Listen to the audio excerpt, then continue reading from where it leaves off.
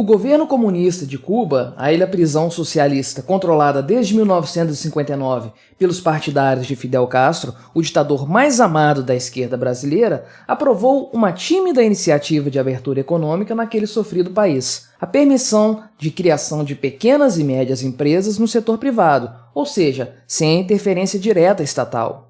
É claro que a medida tomada pelo chamado Conselho de Ministros não representa uma privatização da economia, como deixa claro o próprio governo. Contudo, essa decisão é, de certa forma, surpreendente, ainda que não seja inesperada. Parece que, afinal de contas, o paraíso socialista caribenho, tão adorado pela esquerda brasileira, não está mais dando certo, não é mesmo? Cuba é um país congelado no tempo, mais especificamente no final da década de 1950, que foi quando chegou ao poder o movimento 26 de julho dos irmãos Castro e de Che Guevara, conhecido rosto que estampa muitas camisas dos auto-intitulados defensores dos direitos humanos. Por mais que a esquerda mundial coloque a culpa do atraso econômico do país no embargo estabelecido pelos Estados Unidos em 1961, no auge da Guerra Fria, o fato é que a culpa da tragédia cubana é do governo que controla o país, ou seja, mais uma vez, a culpa é do comunismo. Durante quase 3 décadas, o país sobreviveu graças aos subsídios oriundos da União Soviética,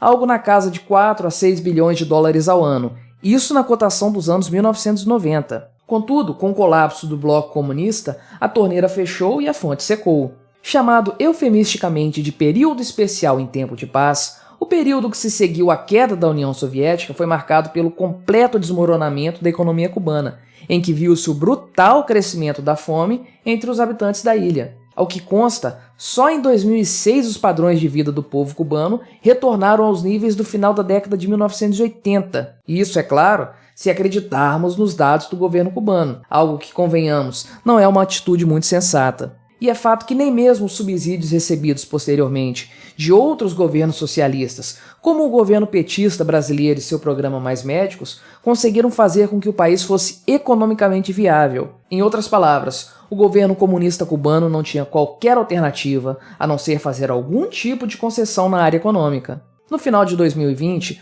o cenário econômico na ilha era mais que desolador. Naquele ano, o PIB do país desabou inacreditáveis 11%. Não havia muito o que fazer.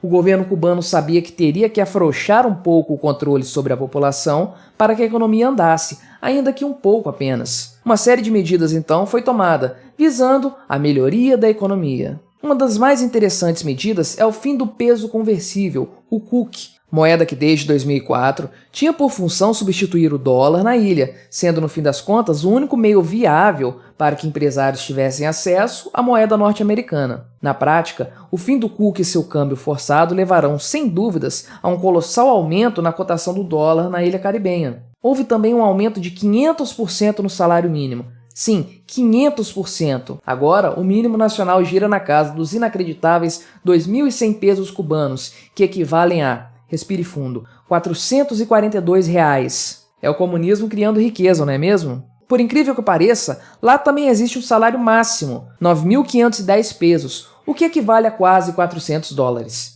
Tem coisa mais absurda do que um governo estipular qual é o valor máximo do seu salário?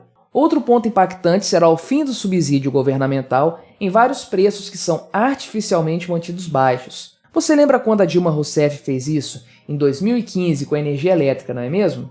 O resultado evidente será o brutal aumento dos preços dos produtos, mas não há o que fazer. Quando o governo interfere, ele cria dependência econômica, e o remédio para tratar essa dependência é mais do que amargo. Agora, portanto, o governo cubano avançou na liberdade econômica e definiu um aumento na quantidade de atividades que os cubanos podem exercer de forma privada. Antigamente, havia uma lista com 127 atividades, agora seriam mais de 2.000 atividades. Bom, se você acha um completo absurdo um governo estipular em uma lista quais atividades econômicas as pessoas podem exercer, bem, você está certo. O presidente cubano Miguel Díaz-Canel agora aprovou a criação de pequenas e médias empresas no setor privado da economia, ainda que, segundo o governo da ilha, isso não deve ser visto como uma privatização da economia. Quem dera fosse, não é mesmo? É claro que até o momento não há nenhuma regulamentação formal sobre o tema, é apenas uma sinalização. Ainda assim, para centenas de milhares de cubanos que trabalham na informalidade, essa pode ser uma luz no fim do túnel.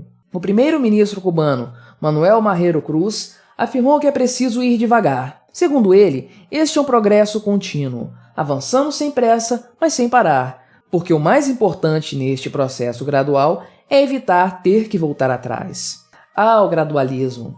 Alguns acreditam, inclusive, que tal medida seja uma sinalização para o governo Joe Biden na intenção de que investidores privados norte-americanos sejam atraídos para a ilha. Então tá, né? Nós sabemos, porém, que nenhuma dessas medidas será efetiva no longo prazo. A exemplo do que aconteceu na China, pode ser que durante alguns anos haja algum crescimento econômico. Contudo, o tempo mostrará que o socialismo é sempre inviável. Isso se deve, naturalmente, ao problema do cálculo econômico, descrito já em 1920 por Ludwig von Mises, numa época em que o mundo inteiro ainda acreditava que o comunismo poderia ser economicamente viável. Enquanto as decisões econômicas passarem necessariamente por um governo centralizador, sempre teremos desperdício e alocação equivocada de recursos, o que causará distorções e inevitavelmente levará à pobreza. Não adianta liberar um ou outro setor ou permitir a atividade econômica A ou B quando todo o restante da economia ainda é controlado ponto a ponto pela burocracia estatal. O grande problema de Cuba é o Partido Comunista, que controla o país com mão de ferro. Enquanto estiver no poder um partido que não respeita o mínimo das liberdades individuais e dos direitos fundamentais das pessoas, não há qualquer futuro para a ilha. E não tenha dúvidas, o partidão não está abrindo mão do seu poder. Pelo contrário, a ideia de liberar um pouco a economia é justamente fortalecer o partido, uma vez que uma completa destruição econômica do país poderia levar a uma revolta popular. Quer uma prova disso? Veja o que diz, por exemplo, Luiz Fernandes, que participou da Revolução Comunista em Cuba, a respeito da alteração constitucional realizada naquele país em 2019.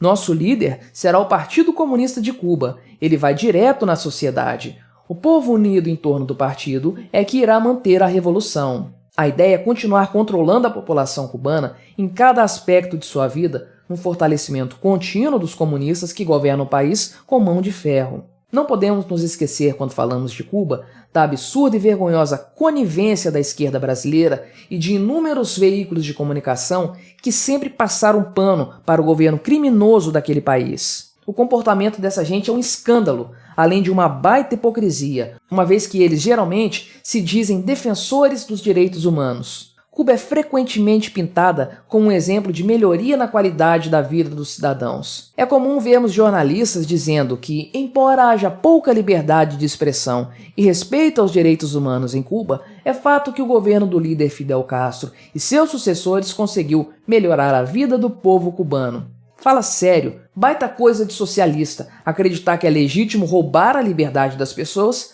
se em troca disso você entregar melhor qualidade de vida.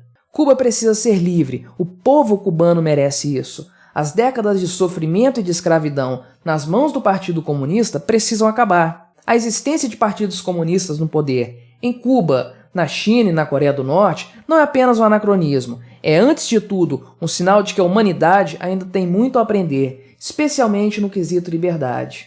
Contudo, não estamos falando apenas de liberdade econômica, que é sim muito necessária. Isso porque a pobreza da população não é o único ponto a ser levado em conta. Estamos falando, isso sim, de um povo que se lança ao mar em balsas improvisadas para fugir da ilha-prisão. Estamos falando de atletas que esperam a primeira oportunidade de sair do país para desertar. Estamos falando de médicos que, enviados a outros países em situação de total exploração profissional, acabam pedindo verdadeiro asilo político aos países que os recebem. Estamos falando, meus amigos, de liberdade plena. E não será com um Estado robusto e totalitário como o cubano que essa plena liberdade será alcançada.